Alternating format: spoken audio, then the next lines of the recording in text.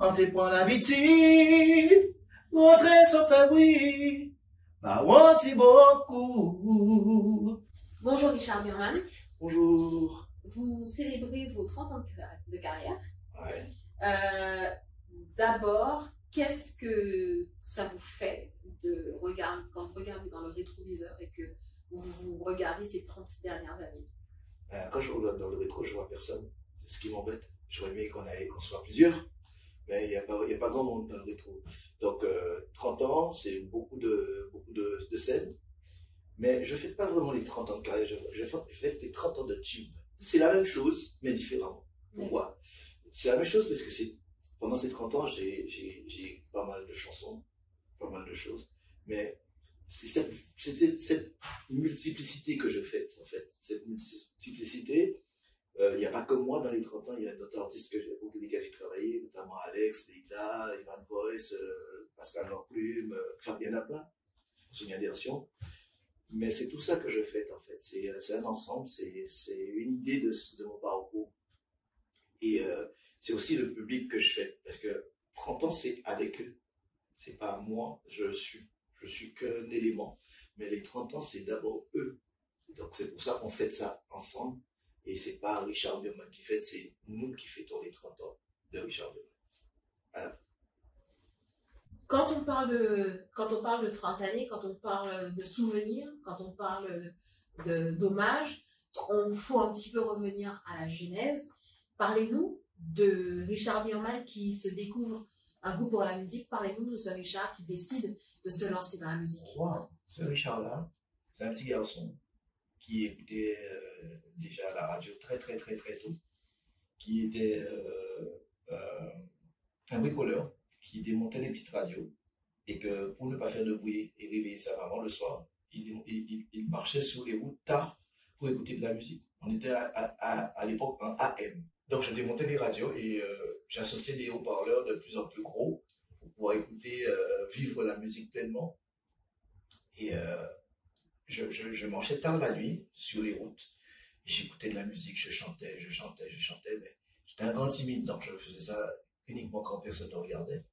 Et j'ai eu la chance de rencontrer mon voisin qui m'a dit de venir dans le groupe du collège, au Rosier. Et on a commencé comme ça, on a fait un spectacle, un seul. Je me suis senti bien. Et à la suite de ça, j'ai monté un petit groupe.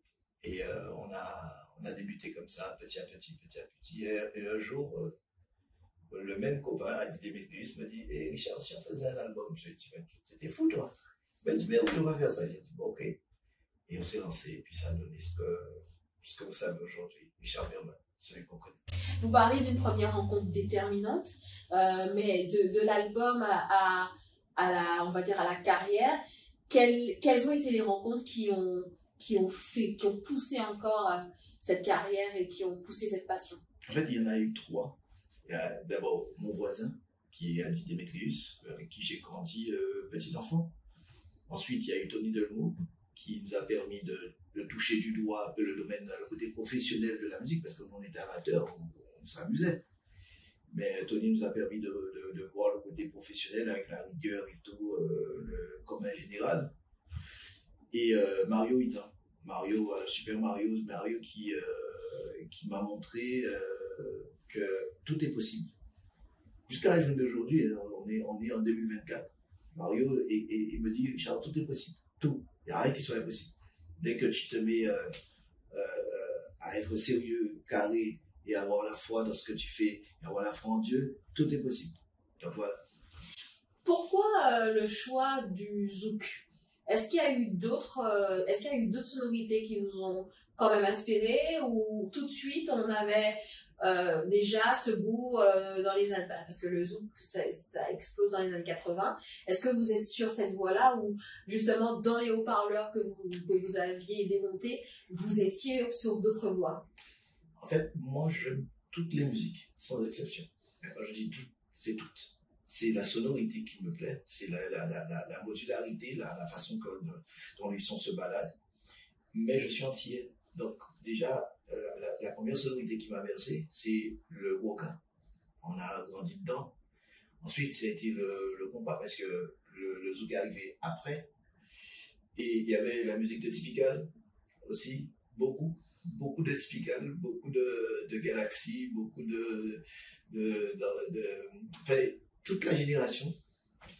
Et ensuite, il y avait Monsieur PSE qui est arrivé avec, je ne dis même pas Kassav, parce que Kassav avait un style un peu mélangé, Woka, et puis voilà, c'était pas mon style. C'était pas mon style. Je reconnais que c'était bien, mais c'était pas mon style.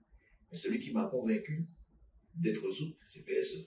Quand il est arrivé avec Chéché, ses premiers albums, là, je pense que tout jeune de mon âge ont compris tout de suite que c'était cette sélection-là.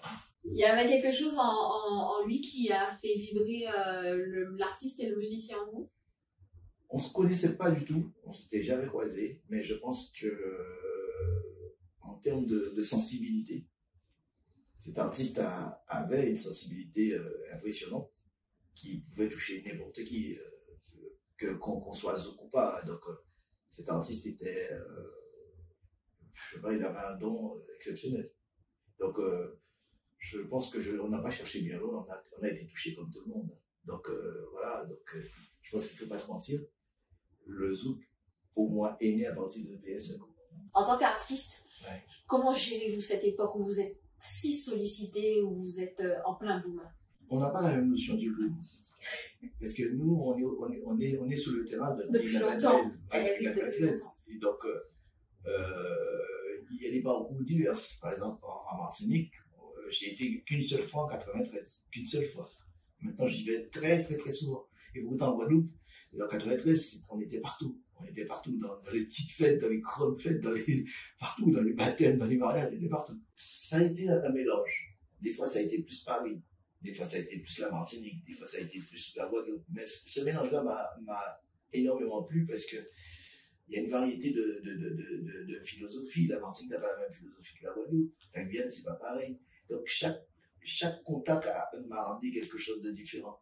Donc, l'incontournabilité est venue avec le temps, mais pas d'une manière fixe et c'est un peu ça. On prend 10 ans pour être connu du jour au lendemain, voilà, c'est ça. Voilà. Et on a dû faire des pieds et des mains parce qu'on n'était pas acceptés au départ. Parce que beaucoup n'aimaient pas notre positionnement. Du fait qu'on était jeunes, moi je suis arrivé à 25 ans, donc un gaillard plein d'énergie, mais on dérangeait énormément parce qu'il y a des gens qui ne voulaient pas qu'on soit au top. Ils ne voulaient pas qu'on soit les premiers, mais on a été les premiers qu'on le veuille ou non. On n'a rien inventé.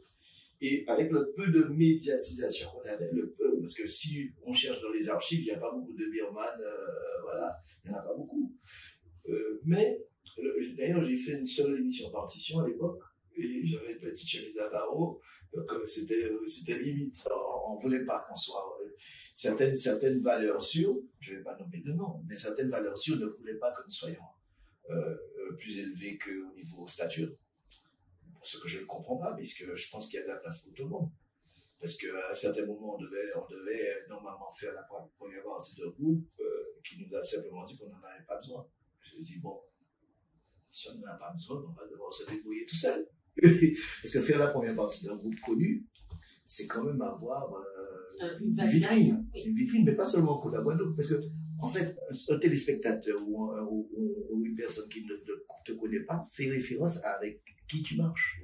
Si tu es à côté de Jay-Z, on n'a pas besoin de savoir quelle musique tu fais, on écoute ta musique. Hein, dès que tu es avec Jay-Z, c'est bon. Voilà, si je fais un clip avec Beyoncé, le clip est vu 100 millions de fois. Oui. Donc, peu importe la musique que je fais, même si c'est bololo, bolo, bolo, bolo, tout le monde va voir ça et tout le monde va chanter bolo, bolo. En musique, c'est selon qui est à côté de toi, on te donne une référence. Donc, on n'a pas voulu nous référencer parce qu'on estimait que voilà, on n'avait pas le droit d'être là. Mais on s'est imposé. Quel est pour vous le titre qui marque le tournant, qui est le pivot qui dit ah là on est en train de faire quelque chose d'important? Je pense que c'est en 96. D'accord. Je pense que c'est le titre Absence, où je rends hommage à ma grand-mère. Et je pense que c'est ce titre-là qui a mis tout le monde d'accord. Pas dans le sens que c'était le titre le plus mieux fait au monde, non, faut pas se mentir. Mais c'était un titre qui parlait dans le cœur des gens. La Martinique l'a accueilli, la Guyane l'a accueilli, Paris l'a accueilli, la Guadeloupe l'a accueilli. Jusqu'à maintenant, hier encore, j'ai eu un monsieur qui me dit Richard, je t'ai entendu sur les ondes d'une radio. Et j'avais pas encore compris ce que tu disais, c'est sorti en 96. Donc il n'avait pas encore compris en 2024 que ce que j'ai essayé de dire. Il m'a dit j'aimais le morceau, mais aujourd'hui je l'aime encore plus. On a un lien avec sa grand-mère, on a un lien qui est indestructible avec sa grand-mère. On a, bon, je dirais pas ça des nouvelles grand-mères, je sais pas, mais les nouvelles grand-mères, c'est un peu différent. Là, c'est sorti, c'est un peu différent. Mais les grand-mères traditionnelles, je vais rajouter traditionnelles, et bien choyer leurs petits-enfants. Donc, on a un lien peut-être des fois plus fort avec sa grand-mère, qui nous a gâtés, mais en même temps qui te raisonne, qui te dit pas fait ça. Tu vois, ça m'a fait naître en fait. J'ai pu réfléchir, pas à mes problèmes, mais à mon avenir. D'accord. Voilà. À quel moment, toujours dans cette volonté d'un petit peu retracer l'historique, à quel moment Réal Limite naît et à quel moment vous croisez ce chemin? Réal Limite, c'est le hasard. Alors, parce qu'en 96, c'est vrai que je suis l'un des compositeurs les plus demandés dans le milieu du zouk. Mais juste avant, M. Moradel, qui était le patron de Moradisque, ma maison de disques à l'époque, me demande de travailler pour un jeune. Moi, je ne le connais pas, je ne l'ai jamais vu, mais bon, il sait que je saurais faire. Il me demande de composer un titre pour un jeune qui s'appelle Alex Catherine. Il dit, OK, il n'y a pas de problème. On n'a pas un grand écart, on a 2-3 ans de différence. Moi, je suis un peu plus âgé. Mais on me dit de travailler pour lui, donc moi, je m'exécute, le patron, c'est le patron. Mais je le fais avec joie parce que j'aime ce que je fais. Et puis le titre il sort, mais je n'ai toujours pas connu le chanteur. Je ne connais pas le chanteur. Je prépare le titre, mais je ne connais pas le chanteur. Et puis quand ça sort, je vois que c'est Alex. Je dis, ah ben ouais, c'est bien, il a bien interprété, c'est bien, ça tourne bien. C'est de quel titre? Rété. D'accord. Ensuite, lui il fait Zoukostar, et moi je fais Fusion 4, avec Absence et compagnie. Et là on se retrouve, et on commence à être sur la même scène, le même jour, au même endroit. Et puis ça m'agace, je lui dis, mais oh, tu m'emmerdes là. Là, tu m'emmerdes là. Ça, trop souvent. On va faire ensemble là. Du coup, on s'est mis à chanter ensemble. Ben, on se disait, bon, au lieu de perdre du temps à attendre que l'autre passe, on fait ensemble. On a fait d'abord, avant, on a fait les 4 mousquetaires avant, en Martinique. On n'a pas fait en Guadeloupe, mais en Martinique, comme on était très demandés, on a fait les 4 mousquetaires. Alex, Christian Nara, Pascal Lanclume et moi. D'accord. Donc on montait à 4 sur scène, on était habillés de la même façon, costard, un peu de boys band. Ouais, de les boys band à l'époque, on voulait pas imiter parce que c'était à notre niveau. Mais c'était l'idée. Ouais, voilà, les Boys to Men et compagnie. Donc on a fait les 4 mousquetaires. Mais malheureusement, les deux n'ont pas voulu suivre parce que Lanclume a voulu partir à Paris, Christian a voulu aller chez le concurrent d'Eps. Donc on a dit, ok, il n'y a pas de problème. Bonne route, au revoir. On reste 2. Voilà, on reste 2. Et on a eu l'opportunité de créer une chanson pour l'Eurovision. On nous a demandé, bon voilà, est-ce que vous pouvez créer quelque chose? On s'est dit, ok, bon, on s'est lancé ce défi-là. On a créé le titre Femme. C'était pas en zouk, c'était une balade. Et puis ils nous ont pas répondu. Pas de réponse, comme si on n'avait jamais rien envoyé. On s'est dit, ah, tiens, c'est un manque de respect déjà. Déjà, oui. Parce qu'au moins, tu n'as pas apprécié quelque chose. Tu fais un retour. Tu fais un retour, tu dis, bon, désolé, vous n'avez pas été retenu. Ça arrive, parce que je pense qu'à l'Eurovision, il y a au moins 2 millions de chansons qui arrivent. Oui. On se sent pas vexé, attention. On se dit juste que... C'est dommage que ce soit traité comme ça. Voilà. C'est un mépris, quelque part, de l'œuvre de l'artiste. On s'est dit, bah, comme ils n'en veulent pas, eh ben, nous, on va le transformer et on va le donner à notre public. Et le public l'a apprécié. Le public en a fait un tube.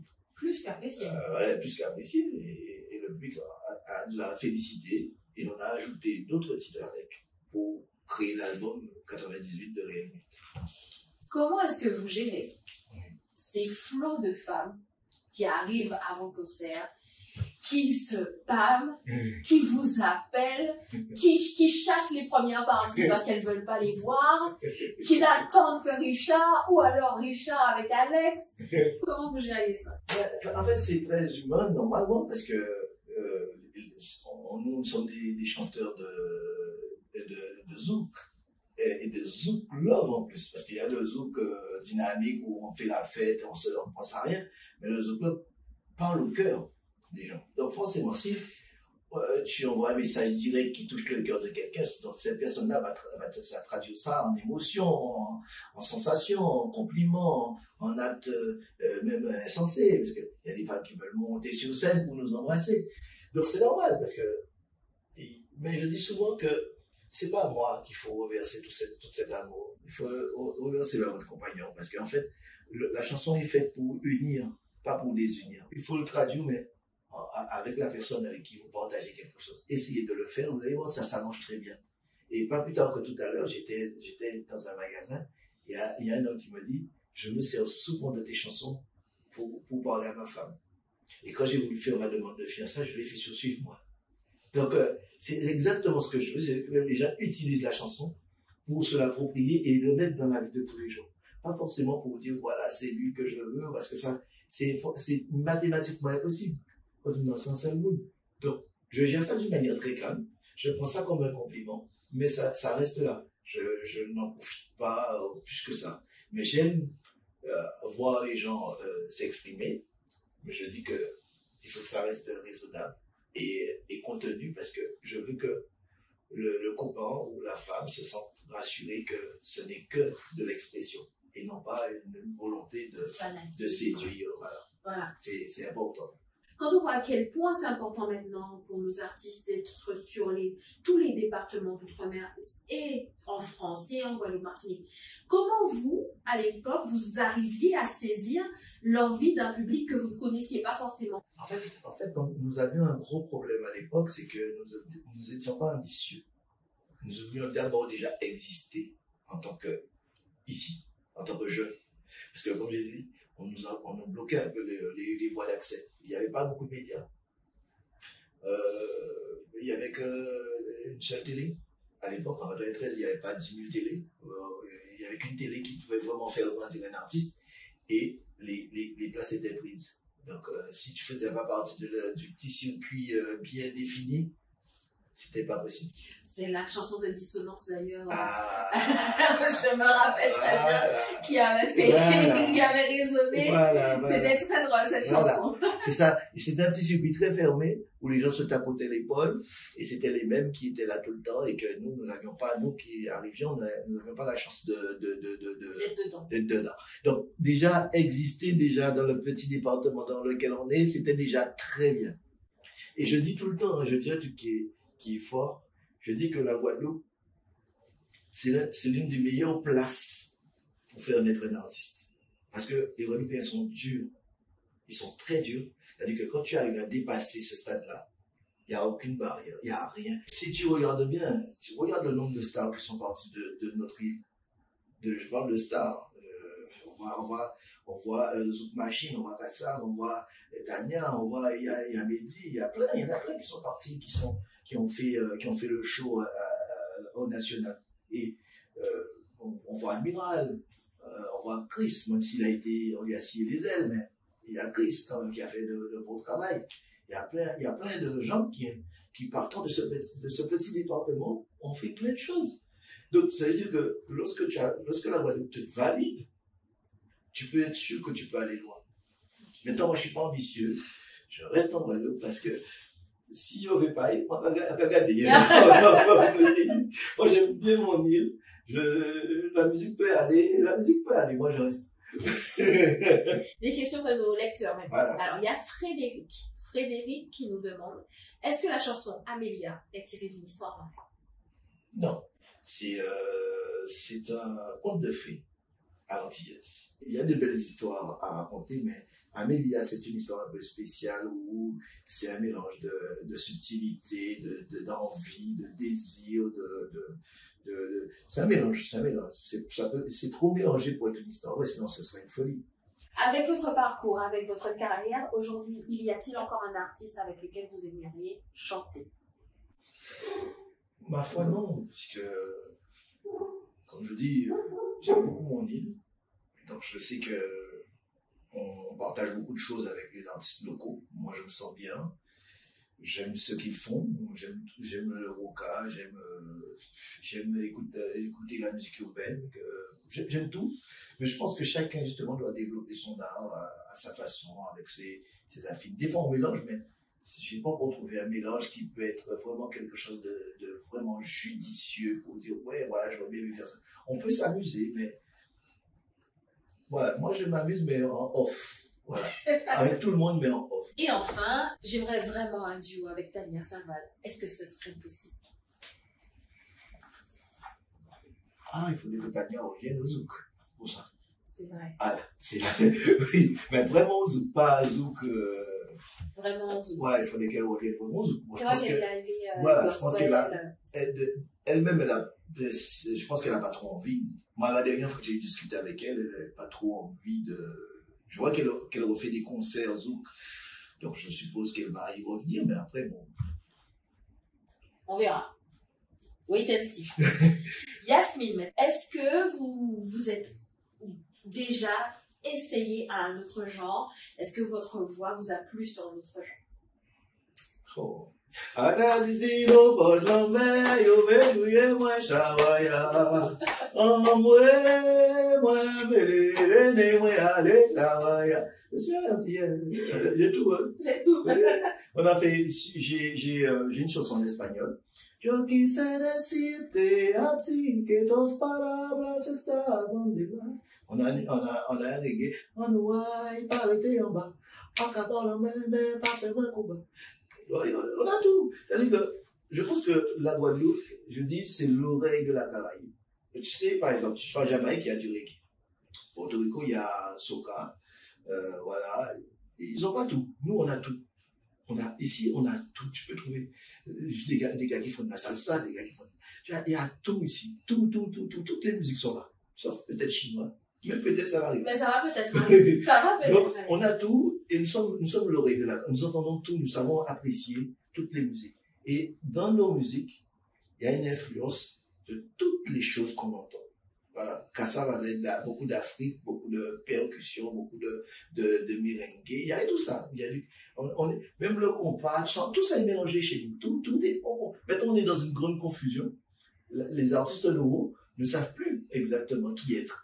Parce qu'ils entendent tout. Ils entendent tout.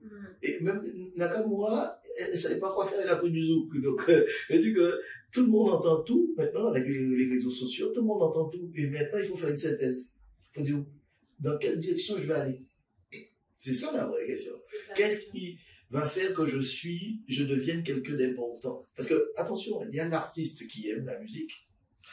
Par exemple, je dirais par exemple, une jeune comme Sinaïs Jean, c'est une artiste que j'apprécie énormément. Elle est authentique. Il y a une authenticité en elle. Elle aime des choses, elle le met en musique. Et ça, c'est super bien. J'ai découvert un artiste l'autre jour aussi qui s'appelle Tyran, qui est très authentique aussi. J'aime l'authenticité. Parce que, tu sais, le chinois, il vient pas écouter de l'R&B. Ça ne l'intéresse pas d'écouter de l'R&B. Il a ça chez lui. Il en a plein. Maintenant, il va entendre un truc authentique, ça va le marquer. Je crois qu'il dit ça va le marquer sérieusement. Il va avoir envie d'emporter chez lui. Mais il va emporter quelque chose d'authentique. Si tu fais de l'R&B, ils ont 10 000 groupes de pop R&B, il y en a plein.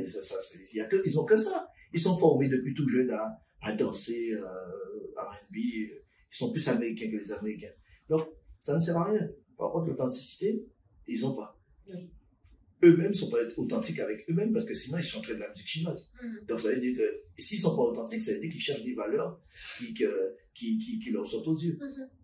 Moi, je dis que notre authenticité en zouk, tel que mon zouk, pas n'importe quel zouk, mon zouk, c'est que je suis enraciné dans tout ce qui m'a fait naître. Le grouka, les influences latines, parce qu'il ne faut pas les négliger. On les entend, mais qu'on le veuille ou non, on les entend. Oui. Donc, elles sont présentes dans nos musiques. Et Yasmine va nous poser une petite question un peu politique avec un smiley clin d'œil. Ouais. Et si on choisissait Richard Bierman pour créer l'hymne de la Guadeloupe? Moi, j'aurais vous faire créer le drapeau. Ah. Parce que je trouve que, bon, je ne fais pas de politique, mais je trouve ça tellement triste qu'on veut nous donner des couleurs qui ne respirent pas la joie. Nous sommes des pays où il y a une joie, il y a un bonheur pas possible. Nous avons une joie pas possible en nous, mais on veut nous mettre des couleurs qui sont dures, en fait, qui ne représentent pas notre joie.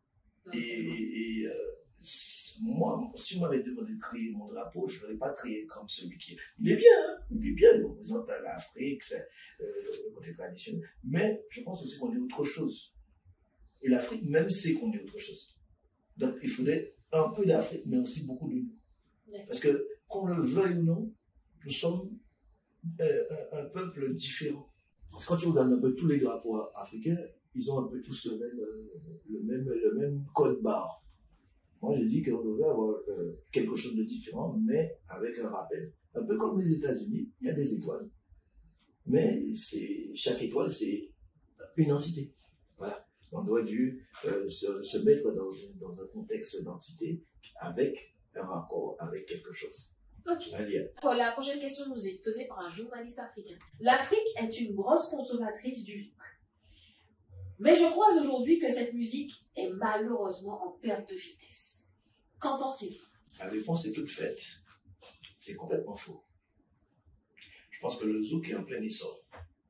Et même, je pense que c'est nous qui sommes en perte de vitesse. Nous, pas la musique. La musique, elle continue et elle se développe. Maintenant, nos artistes sont mal placés.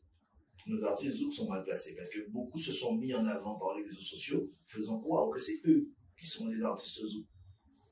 Voilà. Mais les vrais artistes zouk comme moi, avec Catherine, Christian Lara, qui ont le potentiel, parce que il faut voir, nous remplissons les salles. Nous remplissons les salles, Guadeloupe, Martinique, Paris, nous remplissons les salles.